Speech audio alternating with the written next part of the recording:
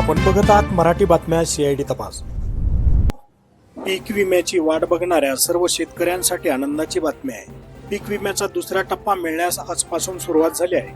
16 जिल्हे ह्या दुसऱ्या टप्प्यासाठी पात्र झाले आहेत। प्रति हेक्टरी 20,000 रुपये मिळणार आहे। जे पात्र लाभार्थी असतील त्याच्या खात्यावर आजपासून ही रक्कम येण्यास सुरुवात झालेली आहे। पीक विम्याचा शेवटचा टप्पा आज वाटप करण्यात येत आहे। शेवटच्या टप्प्यामध्ये राहिलेले 16 जिल्हे पात्र ठरवण्यात आलेले आहेत। त्यामुळे 2022 ते 2024 पर्यंत या 3 वर्षाचा रखडलेला पीक विमा शेतकऱ्याच्या खात्यावरती जमा होत आहे। गुरुवारी दिनांक 11 सप्टेंबर रोजी म्हणजे आज रोजी दुपारी 3 वाजल्यापासून हा पीक विमा शेतकऱ्याच्या खात्यावर जमा होतोय। खूप मोठा पीक विमा आहे।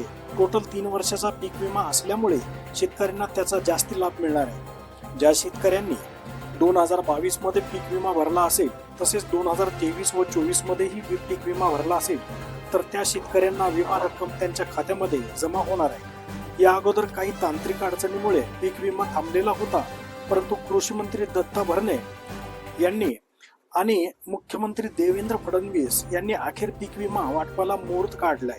9 सप्टेंबर रोजी नमूचा 2,000 रुपये हप्ता त्यांनी सोडला। आता 11 सप्टेंबर 2025 रोजी दुपारी 3 वाजल्यापासून पीक विमा वाटपास सुरुवात झाली असे आदेश कृषी विभागाला त्यांनी दिले आहे। ही बातमी शेवटपर्यंत बघा। तुम्हाला पीक विमा 3 वर्षाचा मिळणार आहे। यामध्ये भात या पिकासाठी 50,000 रुपये मिळणार आहे। ज्वारी पिकासाठी 33,000, बाजरी पिकासाठी 32,000, भुईमुगासाठी 45,000, सोयाबीनसाठी 55,000, मुगासाठी 28,000 आणि उडीदासाठी 25,000, तूर 47,000, कापूस 60,000 तर मका 36,000 रुपये असे प्रति हेक्टरी 3 वर्षाचे मिळणार आहे। कृषी मंत्र्यांनी सांगितले आहे की 75% सरसकट विमा रक्कम तुमच्या खात्यामध्ये आज जमा होणार आहे। शेतकरी मित्रांनो, आजची मोठी आनंदाची बातमी आहे। राज्य सरकारने 3,178 कोटी रुपयाचा पीक विमा नुकसान भरपाई म्हणून मंजूर केला आहे। यामध्ये खालील जिल्हे जसे कोल्हापूर, सातारा, सोलापूर या जिल्ह्यातील पात्र शेतकऱ्यांना विमा त्यांच्या खात्यामध्ये आज जमा होईल।